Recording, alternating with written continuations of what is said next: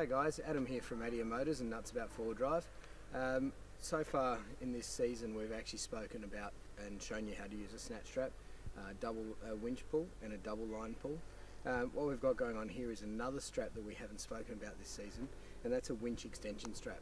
Winch extension strap is exactly what it says. It's an extension strap that you can connect to a winch cable. This strap has no give or no elasticity in it, so it shouldn't be used, or shouldn't be confused I should say, with a snatch strap itself. Snatch strap is for a totally different purpose. The winch extension strap is literally a strap that you can connect onto the end of the winch cable, pull yourself forwards if the tree that you're mounted to or tree that you're trying to pull off is actually too far away. So what I've got set up here at the moment to simulate it again is my patrol further down the hill here. On the winch cable, the winch cable is then connected directly to the winch extension strap with a dampener over the top of it. The hook straight on the eyelet of the winch extension strap. This one that we're using at the moment is a 20 metre, 4,500 kilogram winch extension strap. It goes all the way up to the hill over there, where it's connected directly to the tree trunk protector. At this stage it's using a 4.7 tonne rated bow shackle.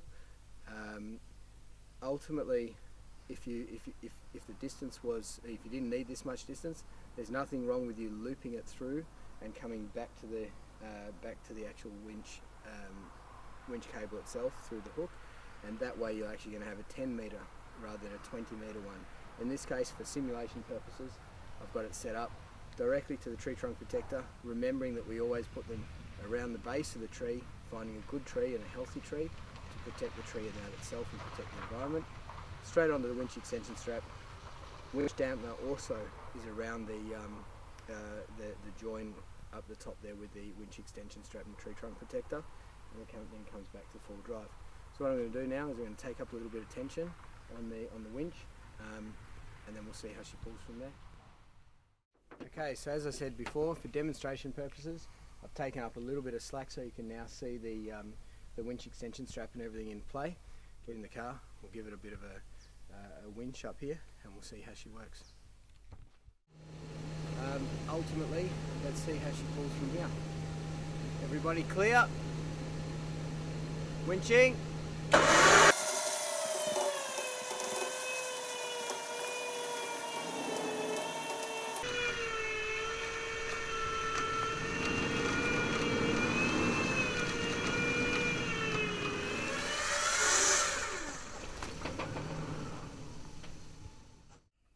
So guys, now that I've actually been able to pull the 4-wheel drive to a point where I believe I can drive forwards from here, obviously handbrake on, cars in gear and that as well. I'm going to pack up all of this. There's no need to use the winch and put everything under such stress and strain when I can actually drive from this point. So once you're at the point where you think you can drive, handbrake on, car stationary in a spot there, take everything off, let's pack it away and then drive from there.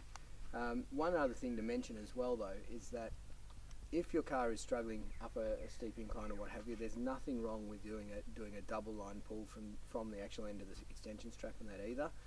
Again, you're going to halve the load on the winch, not going to halve the load on the extension strap because that's taking the full load of everything.